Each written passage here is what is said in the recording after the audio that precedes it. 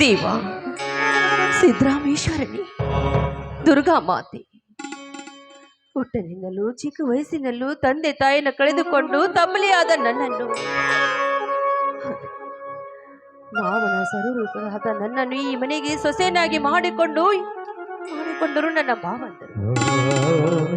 ಅಷ್ಟೇ ಅಲ್ಲ, ಈ ನನ್ನ ಸರ್ವ ರೂಪದಲ್ಲಿ ಇರುವ ನನ್ನ ಇಬ್ಬರ ಮೈದನರು ನನ್ನ ಹೊಟ್ಟೆಯಲ್ಲಿ ಹುಟ್ಟಿದ ಮಕ್ಕಳಿಗಿಂತ ಹೆಚ್ಚಾಗಿ ಸಂತೋಷದಿಂದ ಕಾಪಾಡಿಕೊಂಡು ಬಂದ ನನ್ನ ಮಕ್ಕಳನ್ನು, ಈ ಮನೆಯೇ ಸಂತೋಷದ ಸಾಗರದ ಬಂಡೆಯನ್ನು ಸಾಗುವಂತೆ ಅವರನ್ನು ಕಾಪಾಡೋ ಭಾರ ನಿನ್ನದೇ ಕೂಡಿದೆ ತಂದೆ.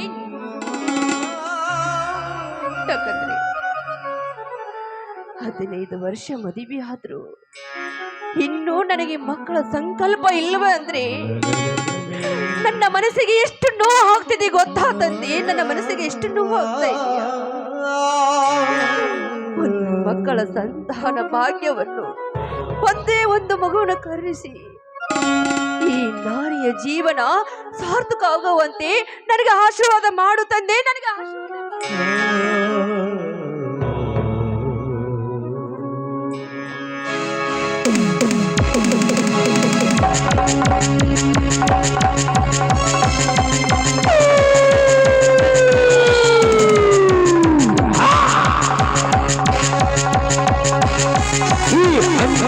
ಎದೆಯಲ್ಲಿ ನಂಗೆ ಇಲ್ಲ ಕೊಡ ಎಲ್ಲ ತಗ್ಗಿಸಿ ಬಾಳಲ್ಲ ಈ ತೋಳು ರಾಹುಲ್ ಇವನೋ, ಈ ಮಣ್ಣಿನ ಮಗ ಇವನೋ, ಈ ತೋಳು ರಾಹುಲ್ ಇವನೋ, ಈ ಮಣ್ಣಿನ ಮಗ ಇವನೋ.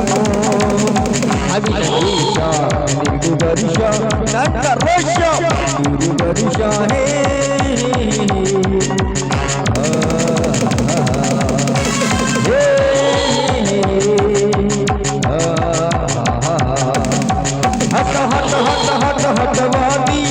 घट घट घट घट घट शर्मा हट हट हट हट हट हट हट हट हट हट हट हट हट हट हट हट हटवादी घट घट घट घट घट शर्मा बच्चा बिगड़ गिनी बिगड़ सत्य बिगड़ी इंदे नानु हेने तुಳಿದ ನಾಗ ನನಗೆ ರೋಷ ವಿವೇಕ ಭುವತೆ ಇದು ಹವತೆ ಭುವತೆ ಇದು ಹವತೆ ನಾನು ಹೆಣ್ಣು ತುಳಿದ ನಾಗ ನನಗೆ ರೋಷ ವಿವೇಕ ಹೇ ಹೇ ಹೇ ಲಾ ಲಾ ಲಾ ಲಾ ಲಾ ಲಾ ಲಾ ಲಾ ಲಾ ಲಾ ಲಾ ಲಾ ಲಾ ಲಾ.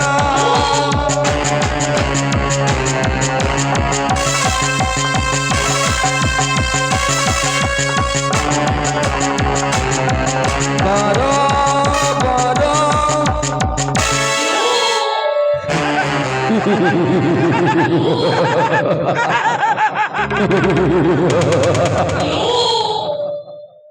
ಹಾಡು ಸಾವಿತ್ರಿ, ಹಾಡು. ಮನ ತೃಪ್ತಿಯಾಗುವವರೆಗೂ ಹಾಡು.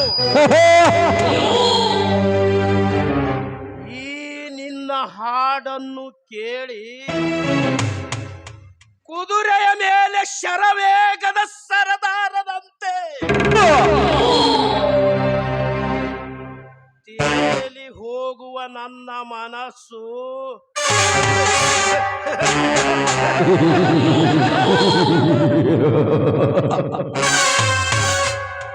ತೇಲಿ ನಿನ್ನ ಹತ್ತಿರವೇ ಹರಿದು ಬಂದಿತು. ಪುಂಗಿಯ ನಾದ ಕೇಳಿ ಹಾವು ಹರಿದು ಬರುತ್ತದೆ. ಹಾಗೆಯೇ ನಿನ್ನ ಗಾನಾಮೃತ ಪಾನ ಮಾಡಿ ನಿನ್ನನ್ನು ನನ್ನ ಹೃದಯದಲ್ಲಿ ಅರಗಿಣಿಯಂತೆ ಸಾಕಲು ನನ್ನ ಮನಸ್ಸು ಹಾತೊರೆಯುತ್ತಿದೆ. ಹಾಡು ಸಾವಿತ್ರಿ, ಹಾಡು. ಹಾಡಿ ನಿನ್ನ ಮನಸ್ಸು ಸಂತೋಷ ಪಡಿಸಿಕೊಳ್ಳುತ್ತ ಈ ನನ್ನ ಮನಕ್ಕೂ ಆಯಾಸ ಪರಿಹರಿಸು. ಮಿಸ್ಟರ್ ಜಗನ್ನಾಥ್, ದೂರ ಸರಿದು ನಿಂತ ಮಾತನಾಡು. ಹತ್ತಿರ ಬಂದ್ರೆ ಈ ದೇವಿ ಎದುರಿಗೆ ನಿನ್ನ ಕಾಲನ್ನು ಕಡಿದು ಹಾಕಬೇಕಾಗುತ್ತದೆ. ಬಲೆ ಹಚ್ಚರ ಹೆಣ್ಣೆಂದು ಎಲ್ಲ ಮಾವಿನ ಹಣ್ಣನ್ನು ತಿನ್ನಲು ಹೋದರೆ ವಿಷಪೂರಿತ ಮಾವಿನ ಹಾಗೆ ನಿನ್ನ ಮರಣಕ್ಕೆ ಕಾರಣವಾಗಬಹುತ್ತದೆ. ಬಲೆ ಹಚ್ಚರ ಎಚ್ಚರ.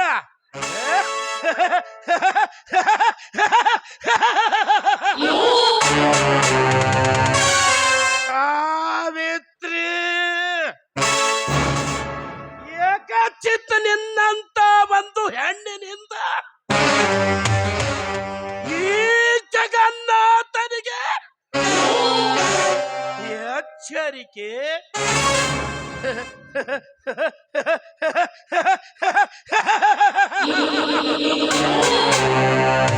ಸಾವಿತ್ರಿ, ಎಚ್ಚರಿಕೆ ಎಂಬ ಶಬ್ದ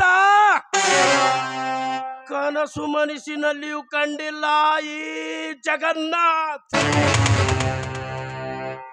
ಒಂದು ವೇಳೆ ಜಗವನ್ನೇ ಆಳುವ ಧೈರ್ಯವುಳ್ಳ ಈ ಜಗನ್ನಾಥ್ ಮನಸ್ಸು ಮಾಡಿದರೆ ನನ್ನ ಆಳುಗಳ ಕಡೆಯಿಂದ ನಿನ್ನನ್ನು ಹಿಡಿದು ತಂದು ಇಡೀ ರಾತ್ರಿ ನಿನ್ನನ್ನು ಆಳುವೆ. ಆದರೆ ಶೂರನಾದ ನನಗೆ ಅದು ಶೋಭಿಸುವುದಿಲ್ಲವೆಂದು ಆ ಕೆಲಸಕ್ಕೆ ಕೈ ಹಾಕದೆ ಮುಖಾಮುಖಿಯಾಗಿ ಬಂದು ನಾನು ಕೇಳುತ್ತಿರುವೆ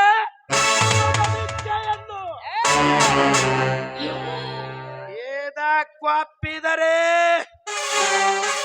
ನೀನು ನನ್ನ ರಾಣಿ. ಮಾರ ಕಾಣವೇ ಸೂಳೆ ಗಳಿಸುತ್ತಾಳೆ ಹಣವನ್ನು. ಆದರೆ ಈ ಗಣತಿಯನ್ನು ಕೆಣಕಿದರೆ ಈ ನಿನ್ನ ದೇಹವನ್ನು ಕತ್ತರಿಸಿ ರಕ್ತವನ್ನು ಚೆಲ್ಲಿ ನಿನ್ನನ್ನು ಈ ದೇವಿಗೆ ಅರ್ಪಿಸಬೇಕಾಗುತ್ತದೆ. ಅಷ್ಟೇ ಅಲ್ಲ, ಒಳ್ಳೆ ಮಾತಿನಿಂದ ಇಲ್ಲಿಂದ ಹೋದ್ರೆ ಸರಿ, ಇಲ್ಲವಾದ್ರೆ ನಾರಿಯಾದ ನಾನು ನಿನ್ನ ಪಾಲಿಗೆ ಮಾರಿ ಹೋಗಬೇಕಾಗುತ್ತದೆ.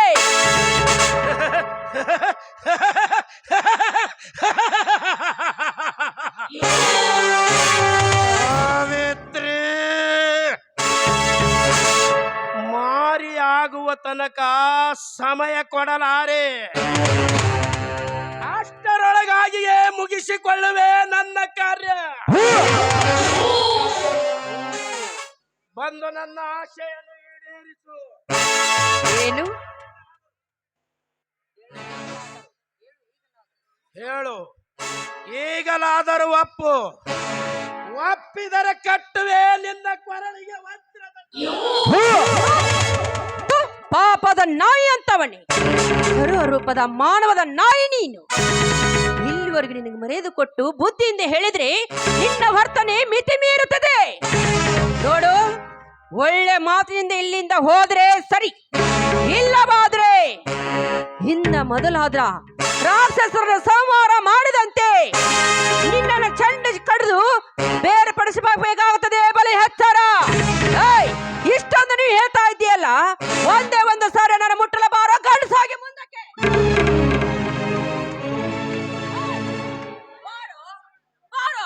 ನಿನ್ನಲ್ಲಿ ಗಂಡಸ್ತನ ಇದ್ರೆ ಈ ಗರತೆಯ ಮೈ ಮುಟ್ಟಲು ಬಾರೋ, ಗಂಡಸಾಗಿ ಬಾರೋ. ಹಾದರದ ರಂಡೆ, ಇದುವರೆಗೂ ನಿನ್ನಂತ ನೂರಾರು ಹರೆಯದ ಹುಡುಗಿಯರ ಜೊತೆಗೆ ಚಕ್ಕಂದವಾಡಿದ ಈ ಚತುರರಿಗೆ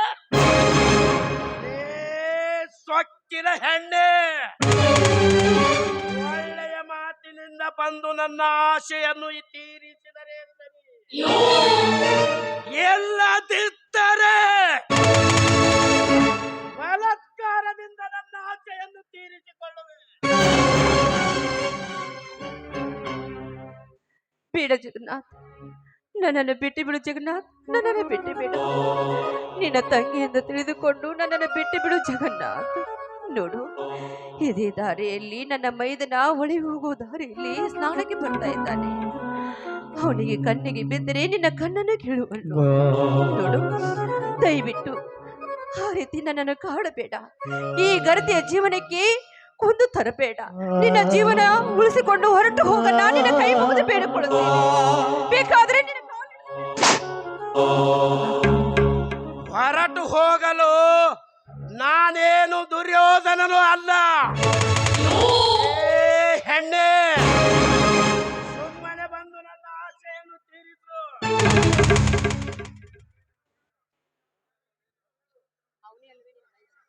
ಅವನೇ ಅಲ್ಲವೇ ಆ ನಿನ್ನ ಮೈದುನ? ಅವನೊಬ್ಬ ಹಾಲುಗಲ್ಲದ ಹಸುಳೆ. ಅವನೇನು ಮಾಡಬಲ್ಲ ಈ ಜಗನ್ನಾಥನನ್ನು? ಬಂದು ನನ್ನ ಆಸೆಯನ್ನು ತೀರಿಸು.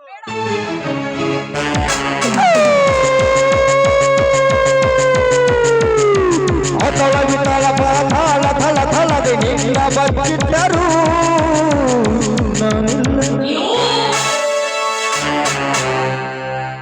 ಯಾರು? ಜಗನ್ನಾಥ್.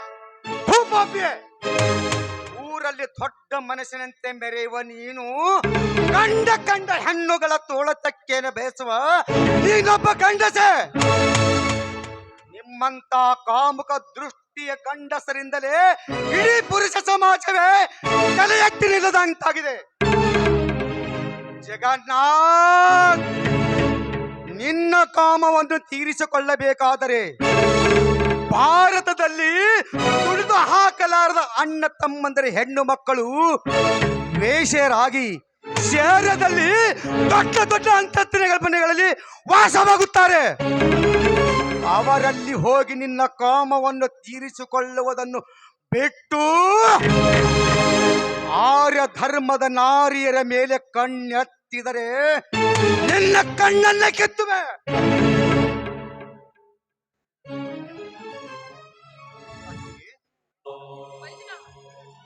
ಮೈದನ, ಒಳ್ಳೆ ಸಮಯಕ್ಕೆ ಸರಿಯಾದ ಬಂದು ನನ್ನ ಮಾನ ಪ್ರಾಣವನ್ನೇ ಕಾಪಾಡಿದೆ ಮೈದನ.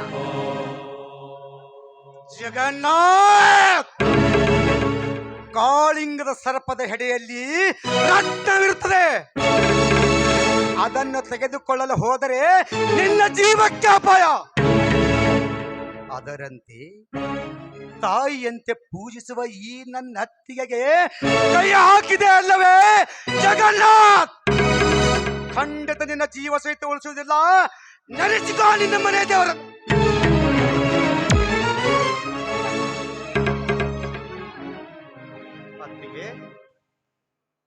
ಹೌದಪ್ಪ, ನೋಡು, ಇನ್ನು ಮೇಲಾದ್ರೂ ಇವನು ಒಳ್ಳೆ ಮನುಷ್ಯನಾಗಿ ಬದುಕಲಂತ ಬಿಟ್ಟು ಬಿಡಪ್ಪ. ನೋಡಿದೆಯೇನೋ ಹಂದಿಯ ಕುಲದವನೇ ನನ್ನ ಅತ್ತಿಯ ಗುಣವನ್ನು. ಈಗಲೇ ನಿನ್ನ ರುಂಡವನ್ನು ಕತ್ತರಿಸಿ ಈ ಪವಿತ್ರ ಗರತಿ ಹಣೆಗೆ ರಕ್ತ ತಿಲಕ ಬಿಡುತ್ತಿದ್ದೆ. ಆದರೆ ನನ್ನ ಅತ್ತಿಗೆ ನಿನಗೆ ಜೀವದಾನ ಮಾಡಿದ್ದೇಳೆ. ಜೀವ ಉಳಿಸಿಕೋ.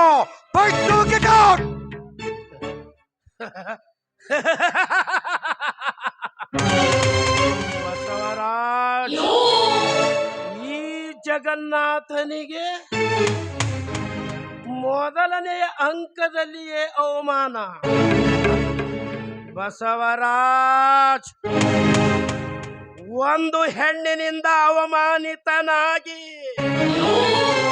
ನಾನು ಈಗ ಹಿಂದಿರುಗಿ ಹೋಗುತ್ತೇನೆ.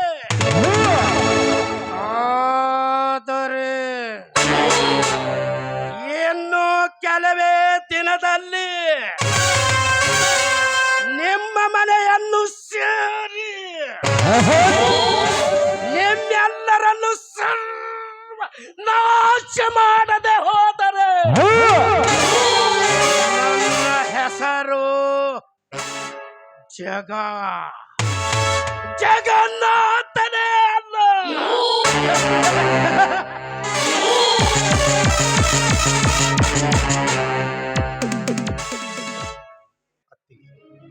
ಅತ್ತಿಗೆ ಇಲ್ಲಿಗೆ ಏಕೆ ಬಂದಿರುವೆ ಅಮ್ಮ? ನೋಡು ಮೈದಿನ, ನಾನು ದೇವರ ಪೂಜೆಯಿಂದ ಬಂದಿದ್ದೆಪ್ಪ. ಅಂದ ಹಾಗೆ ನೀನು ನನ್ನೊಂದು ಮಾತನಾಡಿಸ್ಕೊಡ್ತೀನಪ್ಪ. ಅದಾವ ಮಾತು ಕೇಳು ಅತ್ತಿಗೆ. ಒಂದೇಕೆ ಅತ್ತಿಗೆ 10 ಮಾತುಗಳನ್ನು ನಡೆಸಿಕೊಳ್ಳುವೆ. ಅದಾವ ಮಾತು ಕೇಳಮ್ಮ. ಏನಿಲ್ಲ ಮೈದಿನ, ಇಲ್ಲಿ ನಡೆದಿರೋ ವಿಷಯ ಯಾರಿಗೂ ಗೊತ್ತಾಗಬಾರ್ದಂತ ಹಾಗಂತ ನನಗೆ ಮಾತು ಕೊಡು. ಆಯ್ತು ಅತ್ತಿಗೆ, ತೆಗೆದುಕೊಳ್ಳಮ್ಮ. ಅತ್ತಿಗೆ ಆ? ನಡೆಯಮ್ಮ, ಮನೆಗೆ ಹೋಗೋಣ. ಆಯ್ತಪ್ಪ, ನೀನು ಆದಷ್ಟು ಸ್ನಾನ ಮುಗಿಸ್ಕೊಂಡು ಬಾ, ನಾನು ಮನೆಗೆ ಹೋಗ್ತೀನಿ. ಆದಷ್ಟು ಜಲ್ದಿ ಬಂದ್ಬಿಡು. ಇಲ್ಲ ಅತ್ತಿಗೆ, ಹ್ಮ್? ಮೊದಲು ನಿನ್ನನ್ನು ಮನೆಗೆ ಬಿಟ್ಟು ಬಂದ ನಂತರ ಆಮೇಲೆ ನಾನು ಸ್ನಾನಕ್ಕೆ ಬರುವೆ. ನಡೆಯಮ್ಮ, ಹೋಗೋಣ. ಆಯ್ತು ಬಾ.